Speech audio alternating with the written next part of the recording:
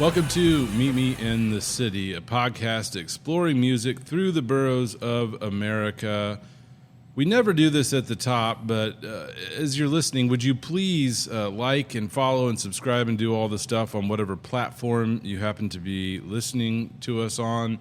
We always bury that at the very end of the show, and I don't know if anybody actually makes it to the end of our shows, but you found it somehow, so please do that. Like and share it. Maybe you know someone in your life who enjoys music and good stories, and we think that's the kind of stuff we're producing here. Today, joined as always by my good friends Shawn and Dan. Boys. Good morning. Good morning. Good to be with you. Good to be with you. We're recording on this day at the Yellow Cab, and we've all just had a delicious breakfast on a Saturday morning. Check it out. Yeah, if you're local, you definitely need to come on down and get some breakfast. The burritos are huge, good sandwiches and potatoes. And today we have a very special guest, a guy who has been around the scene for many, many years. His name has popped up several times over the last year or so as we've been in conversation with others. Welcome to the podcast today, Rev Cool. Well, let me take a quick sip of this delicious twisted root coffee. Or river. Either way. Ooh, Twisted river coffee. hey. Thank Nice. Yum. Did you? you. He brought Nice. you brought sound effects. You must have done this radio thing before. It's beautiful. Hey, we thank you for giving us time today and coming to talk to us about your life and experience in music in and around the Dayton scene, your radio show, and everything in between. Dan, Shawn, you guys got something you want to ask to kick us off and get going? I do. So I read an interview with you. Oh, I'm sorry. It was awesome. It was really good. And I cannot say where it was, but I can't either. But it really went into depth about when you started to book shows. Uh-huh. And I thought it was extremely fascinating because Ken Gross, who we had on the show, who did shows also in Dayton, mentioned you as kind of being like the Godfather in a way, right? Uh-huh, the Godfather. Yeah, I saw that movie. You okay You're with not that killing title? anybody. Yeah. Right. But if you would, take us back. Well, let's start before that and we'll get there. But like, when were you introduced to music? When did you start to like get this fever, for music? How old were you? Dan always likes to ask his question. That's all they give me. Yeah, I don't know how old I was, but it seems like it's always been a part of my life, Mm-hmm. And even when I was much younger, I grew up not too far from the location here over in East Dayton. Okay. And there was in my youth, there was sort of a teen scene. It wasn't like the all ages shows today, but they had clubs you could go to, and I would go see various acts. One in particular I liked was the London Fog and the Continentals. They still have some. You can find some 45s on the Collector's World, and there were other ones too. Captain Crunch. Crunch.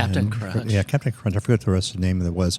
The group, the whole title. But then London Fog and Continentals I thought were really cool because it was a combination two group. London Fog were these guys, a lot of them from East Dayton actually, who dressed in like the like Nehru type suits, like Beatle-ish, and they're all white rock band. And the Continentals were at different times 3 or 4 piece vocal group.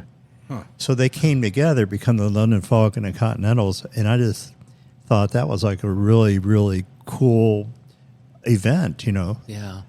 Just to the fact that if you're talking about, I guess it was the 60s, black and white people playing together and, not torn, but, torn and traveling and playing different clubs together, recording together. That was pretty impressive. Yeah, that's awesome. And they were all from Dayton? Yeah. Oh, wow. Okay. And so how old were you, like, when those shows were going on? Probably started around 7th or 8th grade, maybe. Okay. Wow. So in middle school, you're going to shows at all ages clubs. Yeah. They're a little tiny club. I'm trying to think whether there was like this little Irish hall on Linden, I think. Okay. And there was on Arbor, there was a little tiny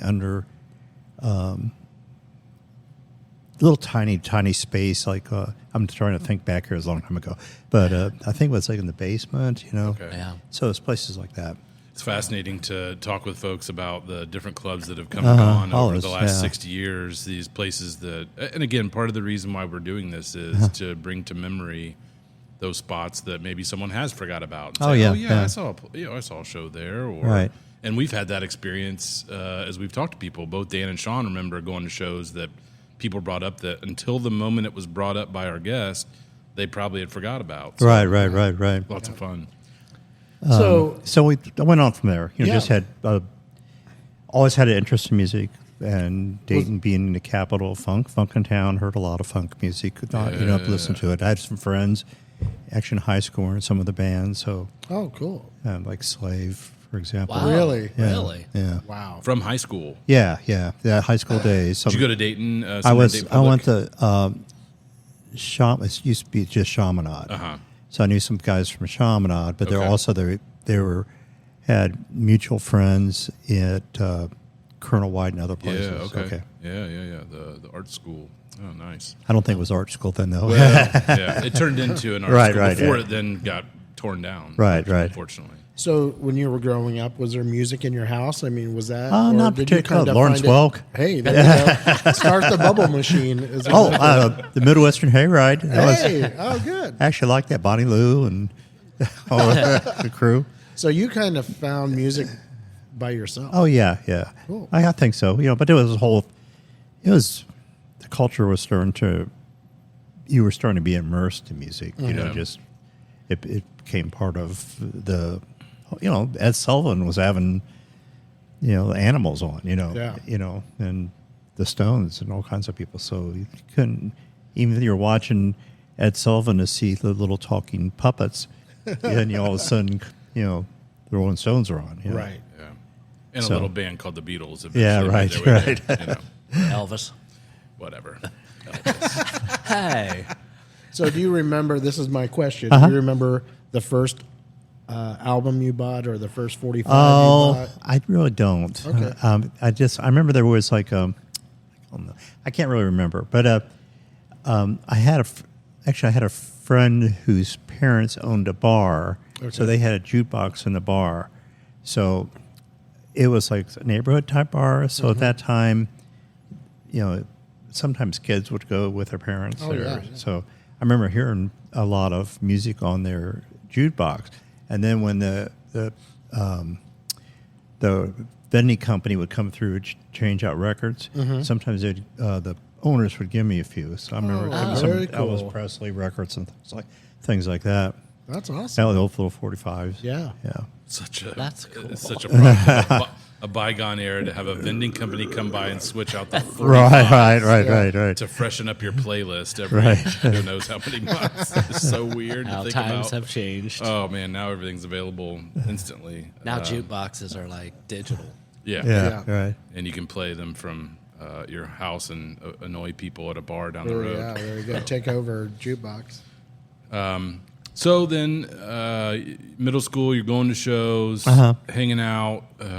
Did you play music at all? No, I'm a terrible musician. Yeah, well, me I'm too. a terrible singer, too. Me too. All right, we had that in common. And yet somehow I played music. In Right. bands. Oh, it good for you. happens. Yeah, it happens. Even like in grade school, I remember they'd teach you choir or whatever. Yeah. The teacher would always sent me like really far back. This guy. Bury ya. Yeah. Why don't you sit like over here? Yeah. How about behind this wall? In the other room. Take Yeah, notes. right. So then what? Yeah, I mean, we talked just before we started recording. You eventually got into radio. What's the bridge between high school and you getting radio started? I'm greatly pleased to skip over a lot of the high school stuff. But anyway, No, you can you tell tell us high what you school. want. Yeah. Whatever you want to share. I think, let's see, radio. I started radio in 1982. So before that, I was involved with music. Okay. So in the late 70s, there were a lot of concerts in the parks and stuff going on. So I got a little bit involved with that. Put on, I barely remember, over McKinley Park, they had some shows, live shows. So I remember it's sort of like the hippie stuff. Yeah. So I got involved with that a little bit. And then some friends of mine were all musicians, and they started various bands, and they did like benefits mostly for like I don't know, the local food co-op or some social justice issue, whatever. So at that time, like the sort of like the punk thing was sort of just arriving. It was around, and I remember being around. So some of the people got together and started playing groups, playing music. Actually, I got involved with some other things too. I was involved with a group called the Yippies, and it was kind of did a lot of wacky stuff, sort of theater type stuff. Oh, I was going to say, what kind of theater? Wacky The stuff? third, all that type of stuff too. But anyway, we did. I don't want to. I just don't want to get distracted in this too much. But I did a couple marijuana smoke-ins at Eastwood Park. Oh yeah, and that was like I think 78 and 79. And 79 was sort of the big one.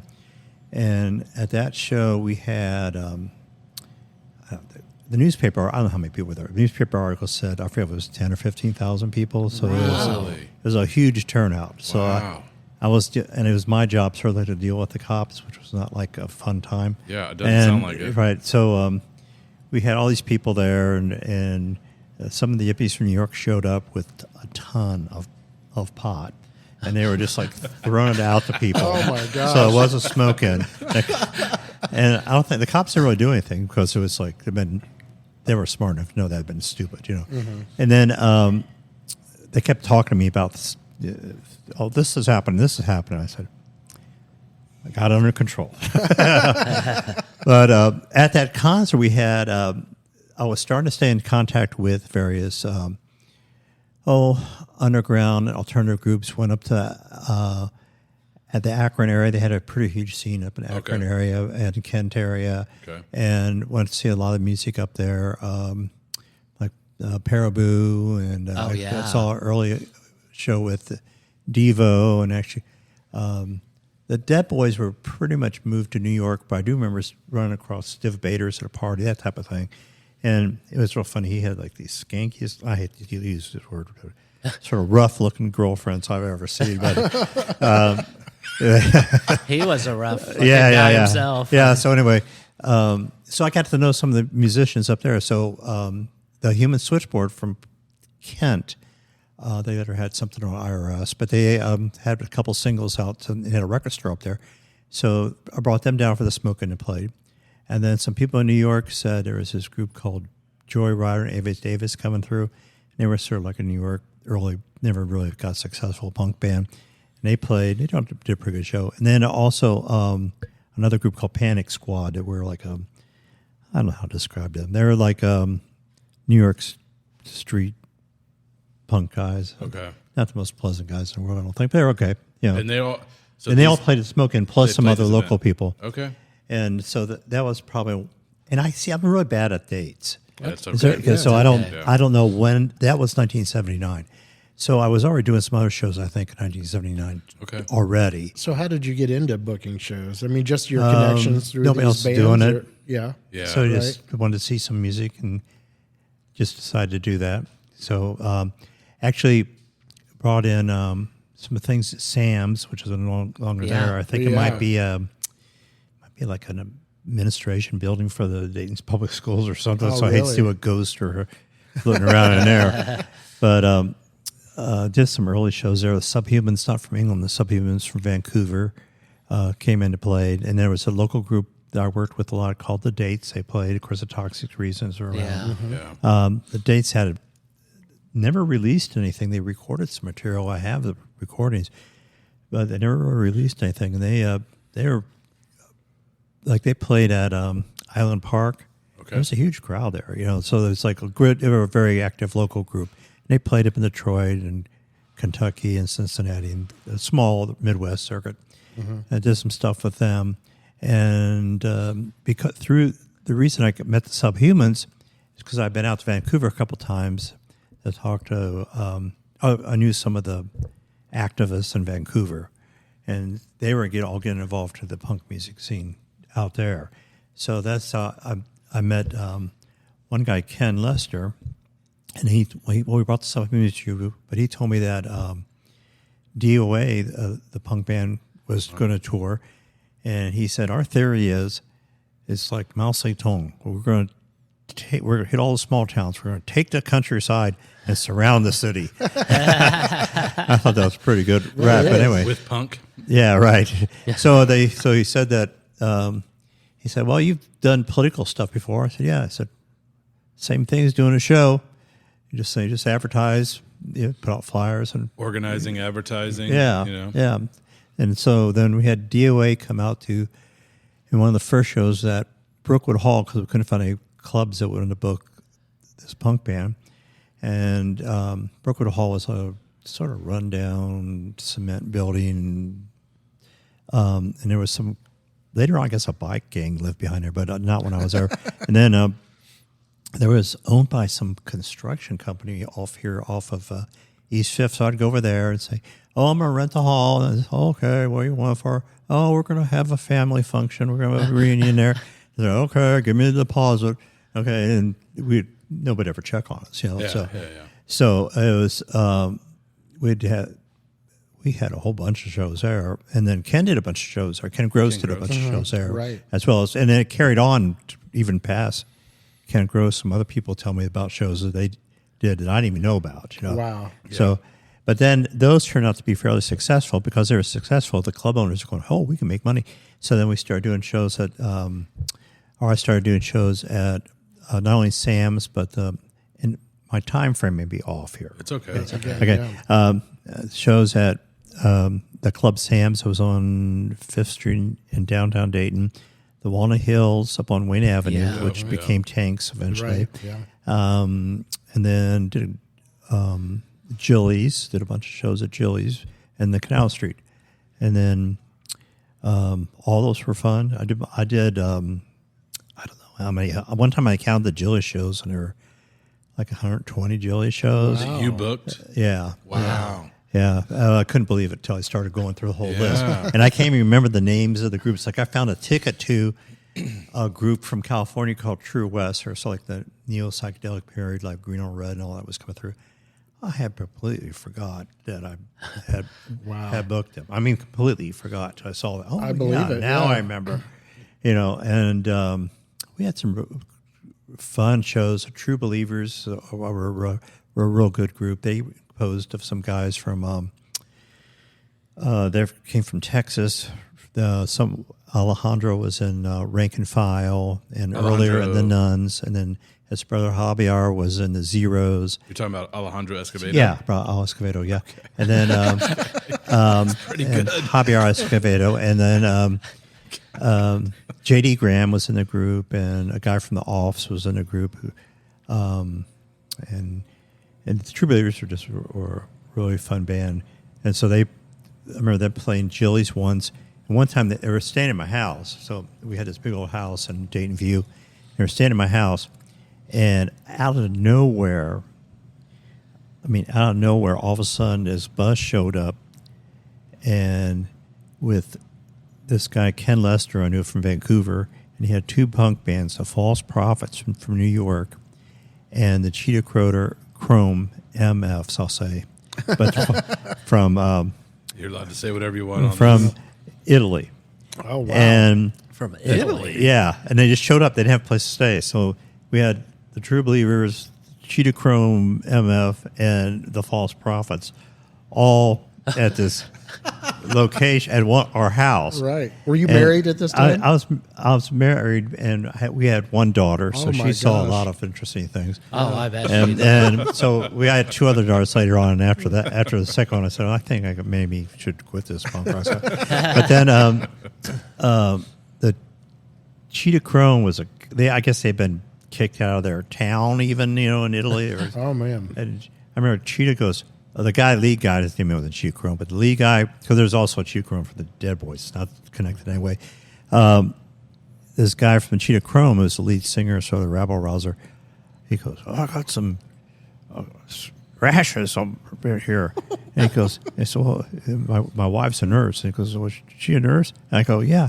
So he just drops his pants Oh my right gosh. there. He goes, "What's going on there?" And she goes, "Well, you might want to start with taking a bath." Oh wow. And then, Bad hygiene is not punk rock. right. kids, Okay. And then there was the Fall Prophets are actually kind of nice, but they're real weird. The one guy had really long fingernails. I mean, gross, long finger. I mean, like 3 inches long, Wow. and gross. Curly. It was just disgusting. But anyway, but they're nice. But then there's 2 other guys in the Cheetah Chrome. They were different from the lead guy. They had very nice, expensive, I think it was expensive, Italian leather head to toe. Wow. So Not at this punk rock time, either. in Dayton, hip hop was also starting to take off. Okay, so we're into the 80s then, Yeah, for so sure. we were living in Dayton View area, Uh-huh. and the neighborhood it was largely African American. Sure, yeah. It was mostly African American. Yeah. Our house was a little bit different. There was a couple other houses, but these guys from Cheetah Chrome all of a sudden decide they're going to walk around the neighborhood. So they walk around the neighborhood, and they come back later on, and they're dressed all b-boy. They have like the caps and the sneakers and the jump and the running suits and stuff. Welcome to America. And they met some guys on the street, and they traded their leather for the b-boy outfit. Oh my gosh. And so I thought, That is so funny. I think, well, one is fair trade, Right, the yeah. Italian guys wanted the b-boy stuff, and the wanted guys on the leather. street going, leather for this? Sure. Amazing. It's amazing they ran into people the same size as them. Yeah, I know. Yeah. And so I don't know if it was the exact same size, but it worked. And then let's see what else is interesting. Well, let me ask yeah. a couple questions while you go there. I mean, Yeah. you've mentioned some players, some Uh-huh. people that no doubt people have heard of. Out of all those shows at Jilly's and other, do you have any that stand out to you, whether they're national touring acts or local? been so many. Obviously this tour bus rolling up with a Yeah. band from Italy is notable. Any other shows that you can remember that? I know there's a lot that you don't remember. We all I tend to go into blanks here, but yeah. You can also come back to it if something pops up as we well, Chili's, jog we it. had I had a pretty well. You know what? I'll tell you a fun show though. Is we had Yeah. over at Canal Street Tavern, we booked in a group called Rank and File, which was I knew the guys. I knew Chip and Tony from when they were in the Dills in San Francisco years ago, and I knew Alejandro from being in the Nuns. Okay. And so I was in New York and ran across them, those guys, and went out and had some gelato and some good tasty stuff in Little Italy, and Nice. and they were telling me they had this country punk band. Yeah. And I'm going, oh, that's really interesting. He goes, well, if you ever need to play Dayton, go ahead. So all of a sudden I get a call from Chip, and he goes, well, we're moving to Austin. And is there some place we can stay in Dayton? I said, yeah, we'll find you a place. So they played Sam's. But then later on, they played the Canal Street. Yeah. They also played Chili's. And then at the Canal Street show, I thought it was really fun because Mick had opened the Canal Street in 1982 and or 1981 somewhere or around 2. there, yeah. Yeah. It went from It was Sam's to It was right there. before my show. I remember my show started 82, so I think it was a month. It was December 81. Oh, wow. So he, I know Mick from a long time ago, Yeah. from even when he was doing music at Mick Montgomery, doing music at Sam's. Yes. He did like a musician co-op there.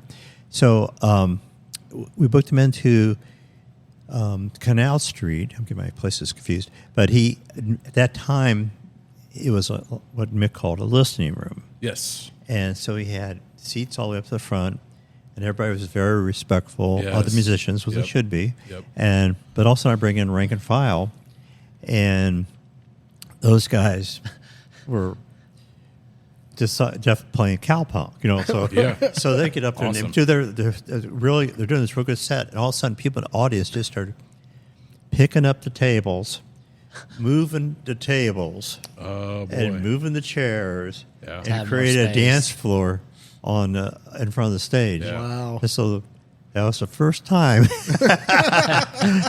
the listening room was broken. What did Mick do? Yeah.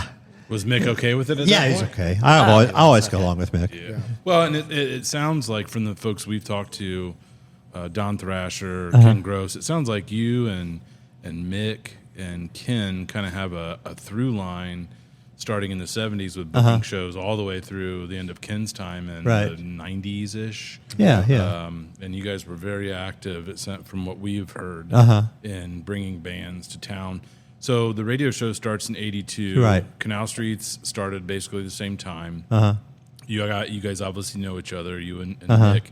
Did you have any arrangements where, as people came through, you would have them on the radio with you as they're coming into town? Did that ever happen? On occasion, yeah. On occasion. Yeah, not that much, though. Yeah. Because, sometimes when you're touring, it's kind of hard to match up. And especially in those days, and it had the recording techniques. And it was live. Yes. You had to do it live, basically. Yeah. So it wasn't quite as easy to to do pre-recording and stuff like that. People did it, but it was just kind of difficult, especially at WYSO, because at that time it was at the student union in Antioch, and which was like maybe not the most. We didn't even have air conditioning. We had a fan in the window, and we had to turn the fan off real fast before we talked on the air. Oh, wow. And remember the hee-haw with the egg cartons? Yeah. We actually had egg carton soundproofing. I swear to God. Wow. Just like Sure you did. Yeah. I mean, So a lot that's when cheaper than the foam or the custom stuff that you put on the walls. So. Yeah. So I actually have a question. Yeah, go. Yeah. Let's go. Because Fire I'm up. kind of fascinated with you starting shows, starting to book shows, right? You said it was because you wanted to bring band, and Ken said the same thing. He wanted to see bands Right. Sure, that he wanted to watch. Nick would probably say the same thing too.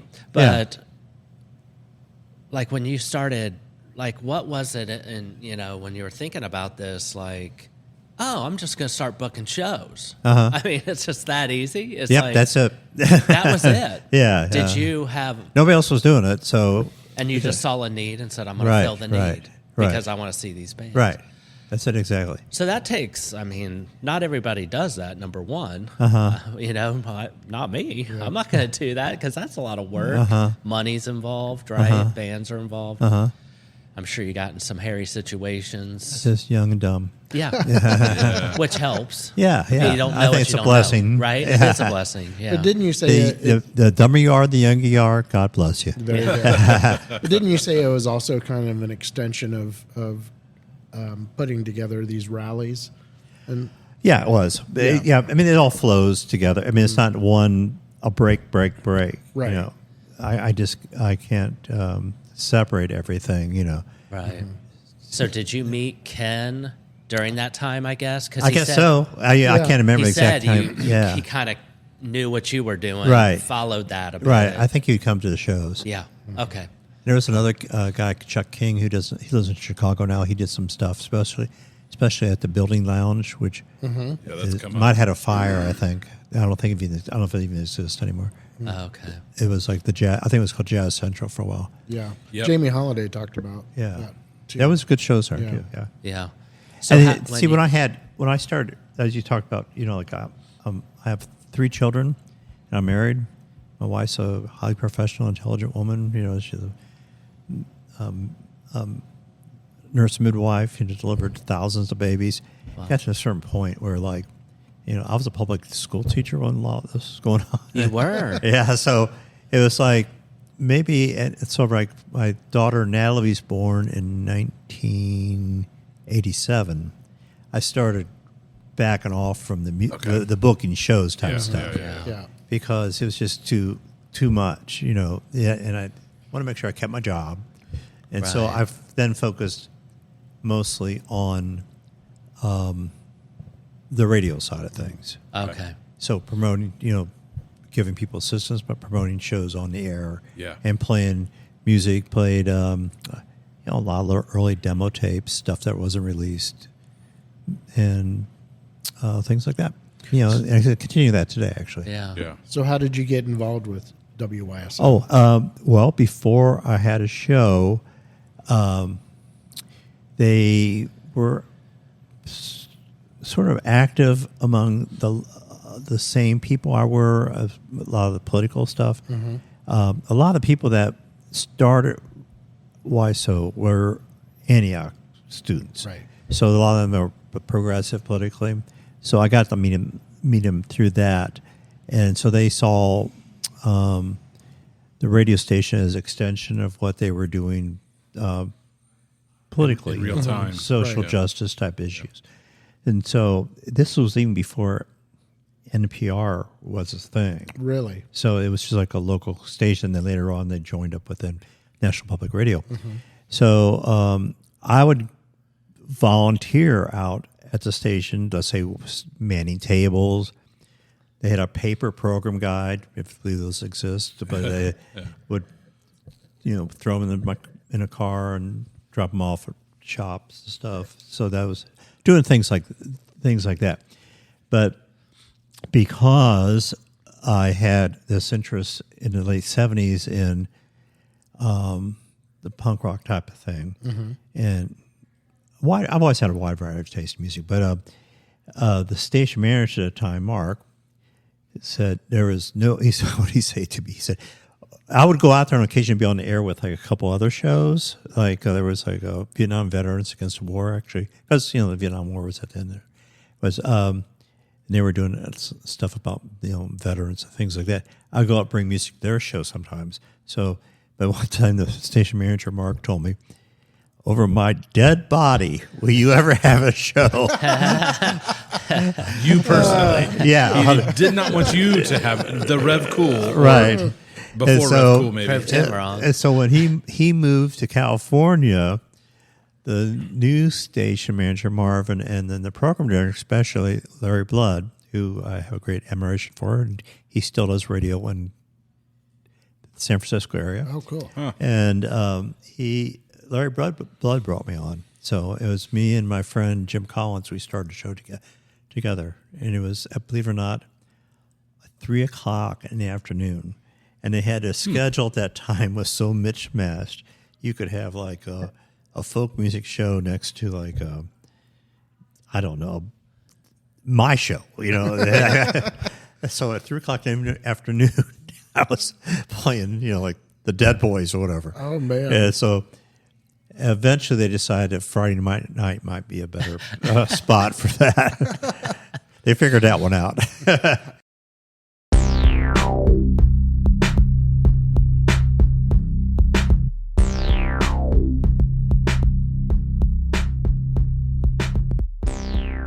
Meet Me in the City, sponsored by Twisted River Coffee Roaster. Twisted River offers an unpretentious approach to specialty coffee. Visit twistedrivercoffee.com and use promo code INTHECITY at checkout to receive a one-time discount of 10% off your entire order.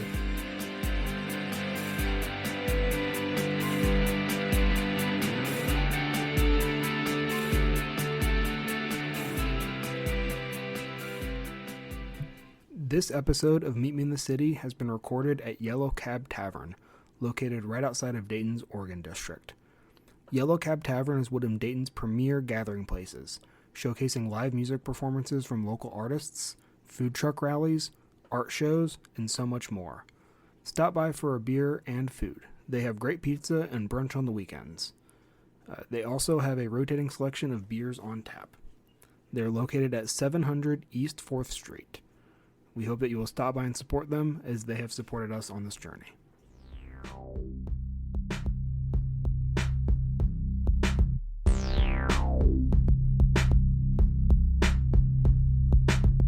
How many years have you been on Friday night? Oh, I don't know for sure. I can't remember exact when that changed over. Probably about maybe 40 of those years in that range. Wow. Which is like a miracle of space and time since I'm only 29. Yeah. There you go. It is. So when did for listeners, Rev Cool is not your birth name. Tell us about that. How did you become Rev Cool? Was that very early on? well- Is it just First of all, I was never born. Oh, Yeah. I came from Mars, where I used to play among the dinosaurs. geez. And then a translucent light appeared, and all of a sudden I showed up on Earth. Wow. And that's the story. Nice. And you were Why- an R why- Rev Cool. Why Yeah. Dayton, Ohio? Why? It's the cosmic center of the universe. Oh, okay. Yeah, Dan. I did not know that. I'm sorry. I'm from Tip City. All right. And That's outside. So the Breeders, Tammy Amps wrote the song about you. Yeah. Oh, yeah. Right. Tip City. Yeah. Tip City. Yeah. Yeah. Exactly. And actually, Louis Lerma Yeah, from Tammy and Amps, Yep. one of the members, Tammy Amps, Jim McPherson, et cetera, was in the first version of that early band, the Dates I was telling you about. Oh, really? Yeah, he was in the very first version of that. And the reason they got together was they were, I forget, they had some really goofy name, but they played in Dayton View, played in a backyard of one of my friends. And it was just like, oh, we're going to play this here punk stuff, new wave stuff. And they had like a band of different people, of just local guys who are all interested, and played in that backyard. And sort of that band, the Dates, developed from that group. Okay. Yeah. Cool. So that's kind of those guys. Yeah. So I've known Louis since I think he was a high school student. Wow. Okay. He hasn't changed one bit. He's like he's a vampire.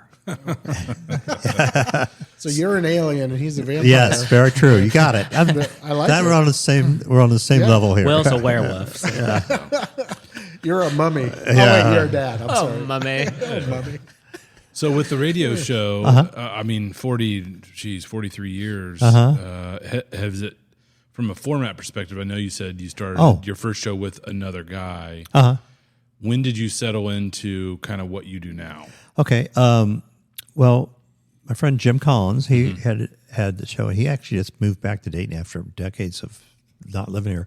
But we always had me and him both always had a big variety of interests. Yeah. So we played in I don't know, I found the playlist from various shows. It's a little bit different than I remember.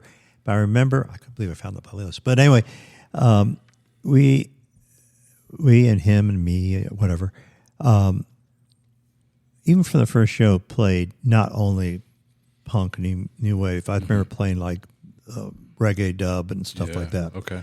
So, and I just developed over the years. I get bored easy, so I always try to find new and interesting thing. And then, I played some. I think I was the first. I can't say this for sure, but I think I was the first person in the Miami Valley to play hip hop. That's Really? A lot of the hip hop people told me older hip hop people told me they used to listen to the show. So I would incorporate hip hop with punk and what they call indie rock, and then I developed an interest in more world music because I ran across this is really strange. I ran across a record store in Cincinnati, and I can't remember the name of it, but the guy who ran it was actually he was like a scholar, and he lost his job with whatever, the Smithsonian, whatever, and he decided to start his record store. Well, I'd go down there to buy like indie rock and things like that, like television or whatever. Yeah. And great. And then he would go, "Oh, you might want to be interested in that." And he had reggae sides on Jamaican labels direct from Jamaica. Wow. Okay. So I buy that stuff, and then also, and he goes, "You like this? You like that? You might like this." And he actually had, like one of my favorite artists, Fela Kuti from Nigeria. He had that on the Nigerian labels. Wow, that's amazing. So so I buy this stuff, and so even something as simple as which is now well known, like Zydeco. I didn't know anything about Zydeco back then. Yeah, but he turned me on to that too. Well, and I don't remember who we were talking. Not to interrupt and go a different direction, but I think someone along the way, maybe it was Katie, talked about Zydeco and I don't know who it was No, at Canal Street. It's I played Juliet. it. A ton of like Zydeco stuff would come through. Juliet. Yeah. Juliet Frommel, with her Her parents. parents are really Oh, I didn't because know her that. mom. Yeah. Yeah, would Yeah, come her mom through. was Yeah. from Right. New Orleans. Yeah, Right. that's right. It's Queen hard- Ida, she was really good. She played Sam's had a lot of Zydeco too. Huh. Dayton's a very interesting. So I go back to the hip hop thing because I'm interested in that. From very early on, you're playing hip hop. As a kid, I grew up in Dayton, and I went to Dayton public schools, and so as a kid in the '80s, hip hop was. I mean, we just as we record. Malcolm Jamal Warner just passed this last week, and watching the Cosby Show, and anytime someone like a musician like Stevie Wonder would come on, man. Coming down the hall the next morning, all the kids are talking about, did you see the Cosby Show? Right. But everybody's listening to hip hop, and I remember, I think it was 92.1 at that time on Friday nights did hip hop. I wonder if maybe I came across your show at some point listening to hip hop in the 80s. You might have. They might have. I think they might have came on like after I was this doing would have the been stuff.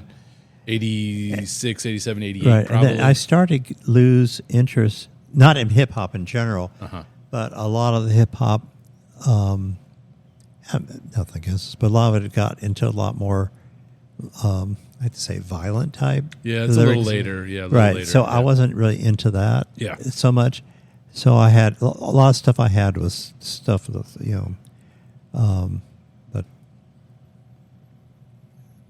but my mind is Grandmaster Flash, like yeah. early Right. stuff. My mind wasn't working there. I went to a complete blank.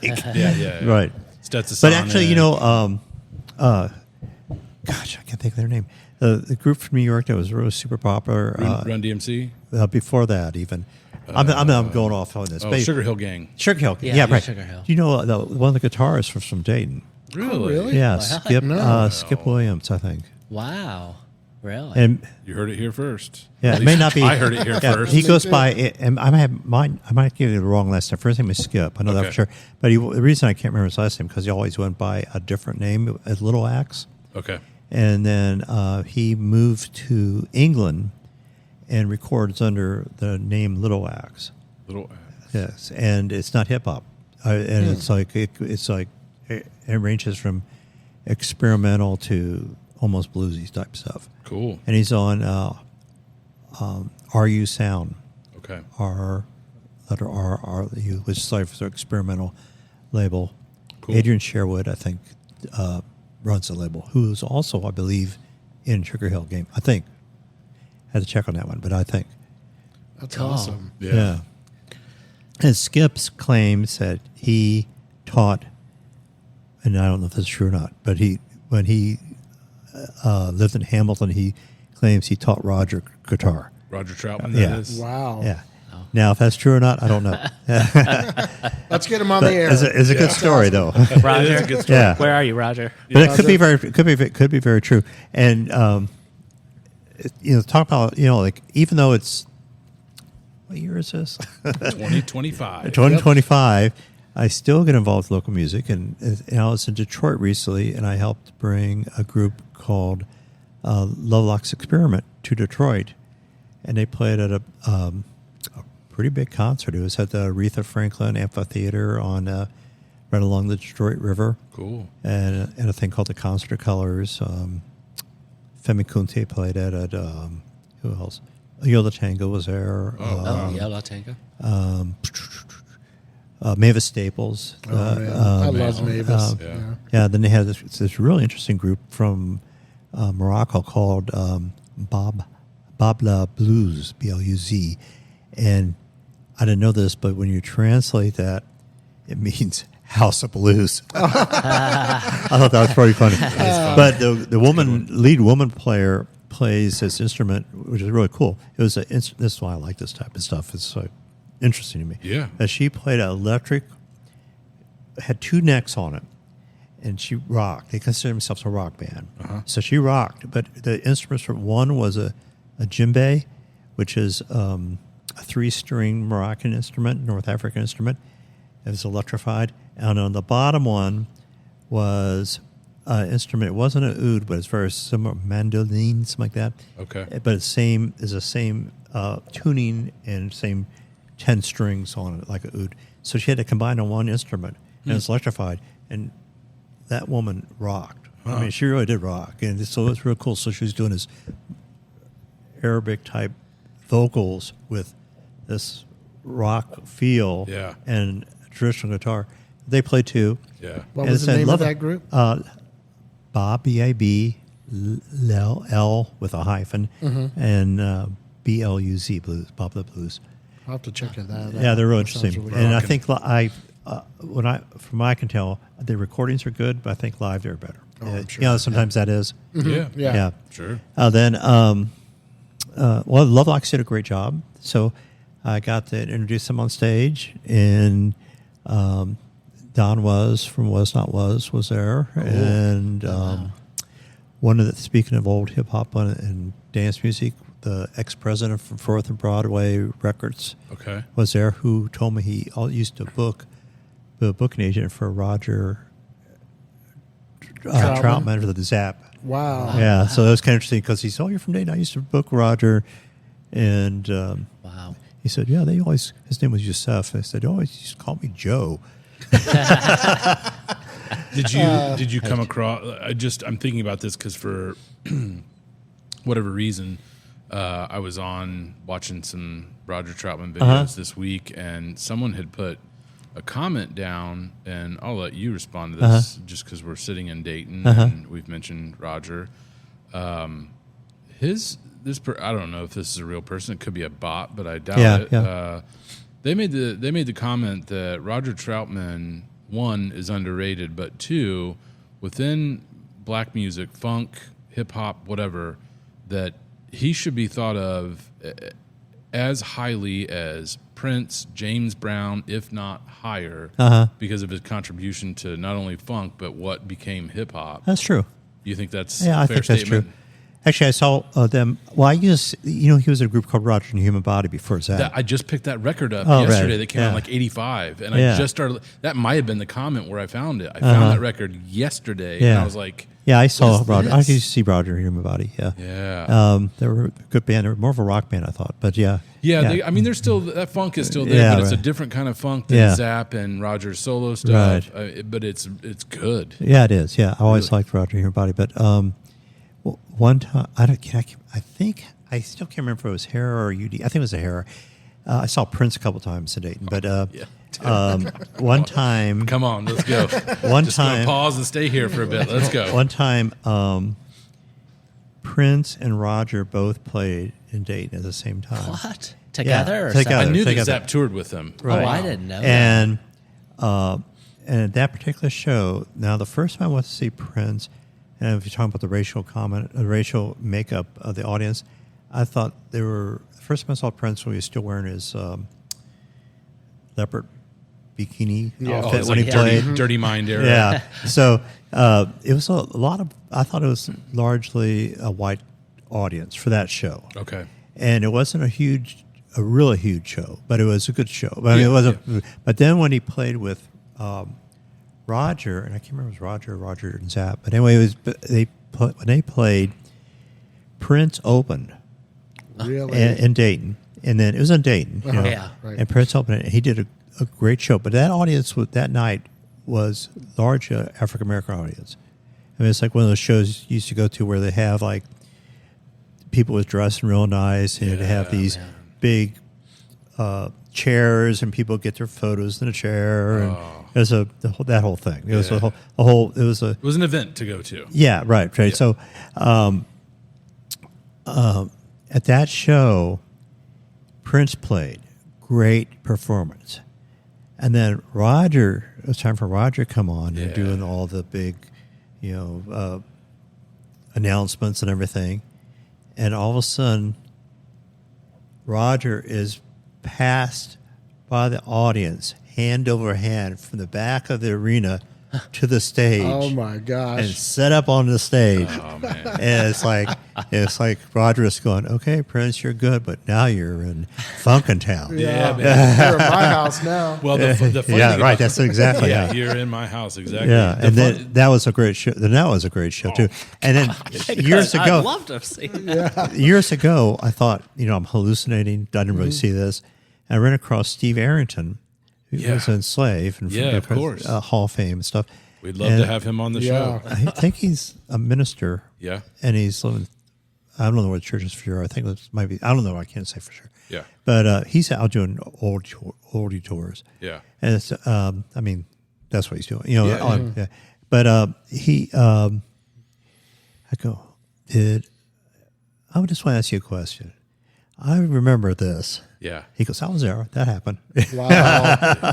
That's awesome. There's what's interesting about that flip-flopping and Prince opening for Zapp is if you read or watch videos or hear people talk about stories when Prince was on tour, whether he was opening or whatever, it was always a competition. The bands who were like with the Time, you hear stories about the Time opening up when they were doing all that, Right. And they really wanted to get after it and just like walk Show off 'em stage up. and be like, yeah, all right, get better than that. And I wonder if Prince had that same idea when he's in Dayton in Roger's house. Probably saying, so. Yeah. We're going to bring it tonight, boys. Yeah. And then Roger comes Carried floating into over the the crowd. crowd. Right. It's like, all right, here we go. Well, that's an interesting little tangent. That's I mean, crazy. I love stories like that, and do man, too. I'd pay money, like a lot of money, to go back and go to a show like that. Yes. I saw Prince 3 times in the '90s, and we got good openers in all 3 of those shows because it was in a 2 to 3 year period. I think Graham Central Station opened every time, which was Larry Graham's band. He was the bass player in Sly and the Family Stone, and then I think he played bass with Prince at those shows as well. So again, funk. I mean, that's funk universe. With Sly and Larry Graham stuff. What other kinds of shows do you remember from just being around in the Dayton area that you really enjoyed? Maybe a show that you'd put somebody on to that they hadn't heard of. Either. I used to like, this may sound strange, but I used to go to these little tiny bluegrass bars. Yeah. And I don't have a big collection of bluegrass music, but I always I would enjoy going to some of the bars back in the real old days. Yeah. And all of a sudden you'd see it'd be like, people got the spear or something. And you start clogging. Yeah. And you don't see people doing that too much anymore. And so I always like that. And actually, I used to hang out with these guys called the Allen Brothers, Red Allen's sons. Okay. Red Allen Bluegrass, great. Yeah. And there's a history with bluegrass in Dayton. Yeah. There's a real good book out called Industrial Strength Bluegrass that talks a lot about Miami Valley bluegrass. Okay, I'll have to check that out. Or Midwest bluegrass, but it's a lot about Dayton. Okay. cool. Love it. So I mean, I always like that as well. But Well, I big remember variety of stuff. when we started the Dayton Music Fest, we had you come out and and open it up for us. And, it was fun. I know that you, like you said, you've always been an opponent of local music and everything. And, Proponent, not an opponent. oh yeah, that too. I'm an Not opponent too, yeah. Sorry, I hate those local guys. Proponent. Sorry. God damn it! Could be both. Yes, exactly. Anyway, I know that you like to support local music. And so we want to thank you for that. I remember you having us come out on the show and talking. So that I remember meant listening a to lot. that. Did you? Yeah. I'm wondering if you were going to be on. No. Must He have been wasn't rough. part of the Dayton Music Fest I yet. was a little bit too. Yeah. You must have been rough. Yeah. It was good. I have 2 questions. Go, Shawn. Well, my first question, when you were talking about being in Antioch back in the 80s, right? There was was the signal pretty minimal when they were. It started off, it was pretty minimal. Yeah. Then they jumped, and I can't remember the exact dates, but they jumped to 10,000 watts, I think, and we changed. We were 91.5, and then we made some changes and became. I forget who we switched with. Then we became 91.3. That's when we got the power increase. Okay. So when I first listened to WYSO, it was pretty much all students, and I lived in East Dayton. But I remember I could pick it up on rare occasions. That's what I was And wondering. I was listening. I remember sitting at the stereo, listening to my headphones, going, "This is some weird underground From another illegal planet. station. What is this?" cool. And then later on, they had a campaign where they raised some money to go up to 10,000 watts. Then later, after that, they now got to the place they are now at 50,000 watts. Wow. Okay. And then which is course. really regional at this point. Yeah. Yeah. But also like you guys, it's the whole internet thing, and Right. then we expanded. Juliet X has been working hard on this, making Noaphonic, which is like a Yeah. That's cool. HD2 channel, which is Yes. all music, and that'll be growing as time goes as well. Yeah, that's cool. When we had her on, she described sort of the process of getting that going, and I'll pop it on there in afternoons as I'm driving around occasionally. Yeah. We always had it we always had the HD2, but I think it was like I think they was running BBC or something on it. Something constantly. So in the early days, we'll go back to your other question, but I'm just thinking you were broadcasting from Yellow Springs to Fairborn, Right. barely getting to Yeah, Dayton. pretty much. Yeah. Yeah, that's Well, Ken was talking about how he would boost the signal Yeah. and overtake one Some other out of channel. Columbus. Yeah. And then they'd call him up early in the morning and like, you need to back that down. Oh, that's right. I forgot about Skin doing it. Yeah. Yeah. So what, for anyone listening that doesn't know, Antioch University was a pretty famous liberal arts college in Yellow Springs. Right. that Yes. Kind of defunct in a way. They're back in some sort of capacity now. But I remember going to Yellow Springs when the college was in. It was super lively in Oh, Yellow yeah, Springs. What did the students think of your show? I met a lot of really nice people. A lot of the students I got along with were very well. Dan Getterman now works and lives in Louisville, Kentucky. He was a student. He did a whole series on NPR called "This I Believe," which is basically a featured people and what they believe in. That's really good. So I got along with him. But also but he had a band in town at the time. okay.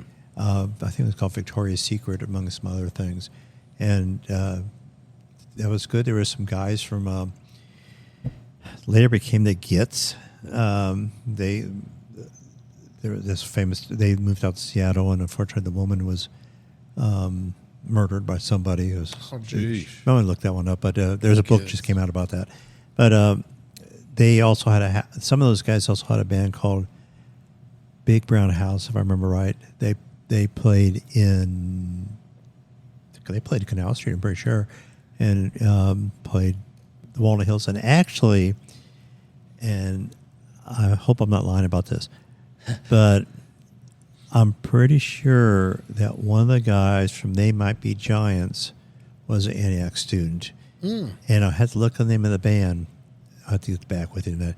But played Wednesdays or Tuesdays or something at the old Walnut Hills on Wayne. Oh, really? Yeah, and they, I think the owner Dennis was nobody's going to come out on, and they got a pretty good crowd, not because of They Might Be Giants. There was no They Might Be Giants. They just had a lot of friends would come. Right, yeah. Right, and I think it was just I shouldn't have brought it up because I can't remember the exact names, but It's okay. you might have to look that one up yourself. Yeah. We'll have to look that up. Yeah. I got a note. So you've been involved in around public radio for more than 4 decades at this point.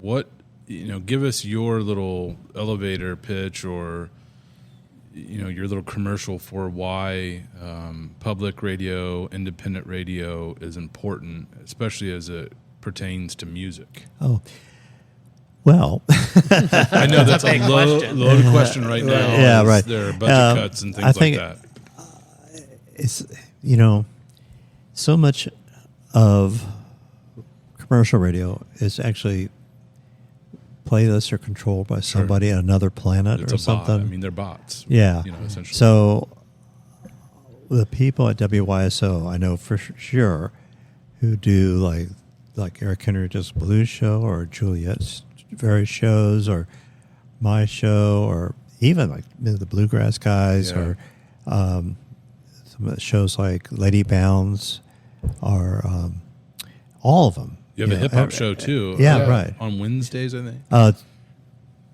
Something Tuesdays. like It's that. Tuesdays, okay. yeah. And that's all picked by hand, Yeah. Or even with me last night picked by I did. The audience don't know this, but last night I was out at the station. It was very, very hot, and there was a power outage. So I was doing a show like with no air conditioning and 90-degree weather. So I'm not complaining about it, but I was making a joke, and I talked to you guys about that earlier. Yes, yes. I realize people that listen to this don't know about that. So, you know, I'm out there doing the show no matter what. You know. Yes. Well, Dedication. Yeah. I have to say, it's really, and we talked about this with Juliet too. It's really the only last place to find new music. Yeah, we're know? dinosaurs. But I mean, it's In a good way. Yeah, in a good way. I mean, we had 97X, you had NKU, Oh, right, right. WYSO, but that's where you find new music, Right. you know. And then I was turned on to WYSO early 90s, probably 91. And then growing, you know, having my son in the house, and Sunday mornings we'd be listening to Rise When the Rooster Crows, and, you know, listening to your show and you supporting the Dayton Music Fest. But it's that for me is the only place left to go out and find new music. Because even if you're on one of the streaming services and they're like, well, we've created this for you, it's, you know, it's still based on stuff that they think you want to listen to. algorithm. Yeah, it's an algorithm. It's not Right. finding new music. So Right. I appreciate you Well, being thank out you. there doing that and keeping YSO alive. Right. Well, I understand. Well, what I can tell, they're even added in another show here recently on a station at, you know, you can pick it up at 9wyso.org or at novaphonic.fm. But they're actually going to have, like, because we have a big Haitian community that's been harassed by Mr. Trump. Right. They're going to have a show of some of the Haitians doing Caribbean and a part of that Haitian music, but a part of the entire Caribbean. So that should be a really fun show. I Yeah, think. that that's sounds interesting. awesome. That's very cool. I mean, it sounds like the kind of stuff that you'd be the jump off point for that because of the eclectic stuff you've played over the Right. years. Do you have just thinking broadly? I know you mentioned Fela Kuti and others. Is there an artist you think that is like your fallback to that you just will always play, even if you're like, I don't know what to pick, so I'm just going to put this on? I don't. That's all. I mean, it's great. Wow. It's super cool. Yeah. Is there somebody lately? You've mentioned a couple of bands that probably listeners haven't heard of or heard about. Is there anybody you'd want to turn us on to that has really been getting your interest lately? I do like, I was mentioning that group, the Babla Blues. I think they're very fantastic. I listen to some of these. Actually, I like some of the DJs that are incorporating world music into their mix. You know, I kind of like some of those guys. There's a guy called Beatmaster. I think he lives in Colombia. He's real good. There's a lot of stuff going on in South America right now that's interesting. It's not, people they stereotype things and they think, oh, this is all going to be like cumbia or salsa or something. There's actually a lot of real big variety of things. There's like a band out of Peru, of all places, called Lima, Peru, called Nova Lima, which could be New Lima, right? Yeah. And they sort of do like a Afro Peruvian sound, but then they mix it in with electronic music. Okay. And they're pretty good. And they actually, DJs from around the world are working with those guys and girls. And then just there's everywhere there's music, there's change. Yeah. Nobody stays static. Yeah. So people say, I listen to African music or I listen to Latin music. Well, over the years, that stuff has cross-cultured so much. There's influences from both sides of the ocean. Sure. So I like that whole process, and whether it's rock or even blues or world music, whatever. I like the experimentation and the excitement of finding new things. Sure. So that's sort of like my philosophy of the show, and I like music that's from around the Fringe. Nice. And that is the best. Nice tie-in. Now, I have to say, this is, if you're listening to this, I just wanted to make sure that you're supporting WYSO, your local NPR stations, thank you. that type of stuff. Yeah. Yes. I'm a supporter. I think everybody should, and I don't want to see that disappear. So I know Thank you you're very on much. a time restraint, so we'll let you go. But Around the Fringe is on every Friday. Friday night, 8 to 10. 8 to 10. You can go to WYSO.org to listen to it on what they call on demand. Yes. But if you find Around the Fringe or Rev Cool on the station, it'll lead you to an on demand section. You can listen to any of the shows. I think it's 2 weeks. Yeah. But the last 2 weeks up. Yeah. very cool. Awesome. Yeah, check it out. Around the Fringe, online, available all the time. If you're local in the Dayton area, tune it over to 91.3. Always interesting stuff that Rev Cool has coming through on his show. Any other final thoughts, parting questions? Thanks for Thanks for coming being on the on. show. Thank you. We really appreciate your Yeah, time. you've been and, on our short list for Oh. some time. Yeah. I got my Great, great. shorts on. Good. Nice. Thank you for your time. Thank you for what you do and bringing new music to our ears and to the community around and beyond. Rev Cool, it's been great to talk with Yeah. you. Yeah. And hopefully we'll talk to you again sometime in the future. Oh, love it. Thank you. Thank Thanks. you. Bye. Thanks.